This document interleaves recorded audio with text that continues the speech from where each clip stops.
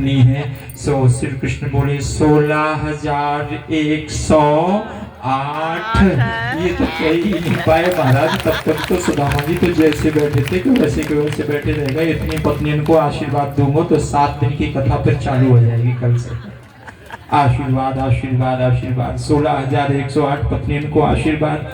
सुदामा जी ने कि भैया तू एक काम कर, ये सब तेरी अर्धांगिनी है, तू इन सबको अर्धांग है, तो एक काम कर सबकी ओर से तू ही प्रणाम कर ले, मैं तेरे को आशीर्वाद दे दूंगा। सुदामा जी बोले तो कृष्ण मान गए। और कृष्ण जैसे ही सुदामा जी को प्रणाम करने लगे सुदामा जी बोले अखंड सौभाग्यवती। पीछे हट गए। कृष्ण बोले अखंड सौभाग्यवती मैं? बोले नहीं, तुम्हारी तरफ से तुम्हारी पत्नियों को आशीर्वाद दे रहा हूँ अखंड सौभाग्यवती होने का।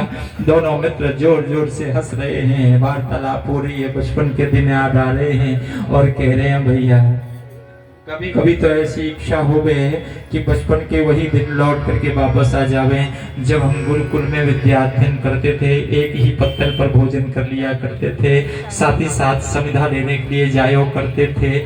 कभी कभी जब पुष्प चयन करने की सेवा में खत्म हो गई। अभी तो यह बता कि घर में कौन कौन है? सुदामा जी बतावे ना है।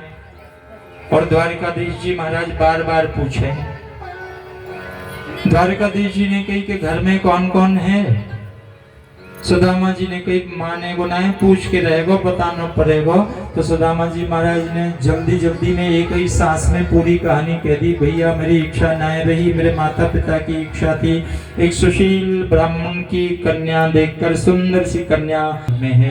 तो द्वारिकाधीश जी ने कहा कि भैया तूने अभी अभी बताया कितने छोरे हैं? सुदामा जी ने कही 4। द्वारिकाधीश जी ने कही कितने कितने बड़े हैं? सुदामा जी महाराज ने कही एक 4 साल को है, एक 6 साल को है, एक 8 साल को है, एक 12 साल को है। 4 बेटे हैं। बोले ना लंबाई बताओ कितने बड़े बड़े हैं?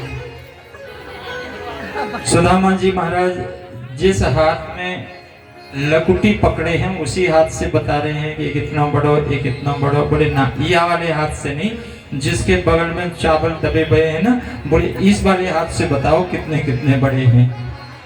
बताने लगे एक इतना बड़ा, एक इतना बड़ा, एक इतना बड़ा। चावलों की पोटली छीन ली और छीना झपटी में वस्त्र पुराना था, फट गया। चावल पृथ्वी पर फैल गए। एक मुट्ठी चावल भर करके भगवान द्वारिकाधीश ने वो चावल का सेवन कर लिया। एक लोक की संपत्ति प्रदान कर दी।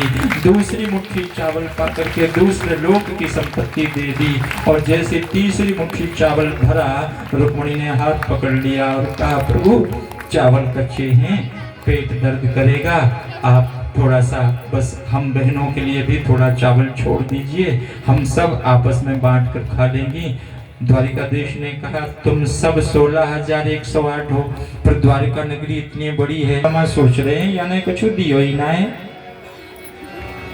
कहती थी मांगे बिना घर भर देंगे नाथ हो। कहती थी घर भर देंगे नाथ हो।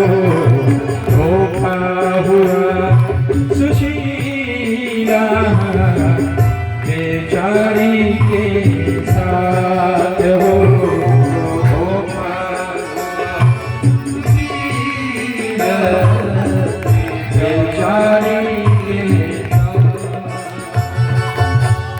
आया खाली हाथ था, भेजा खाली हाथ हो।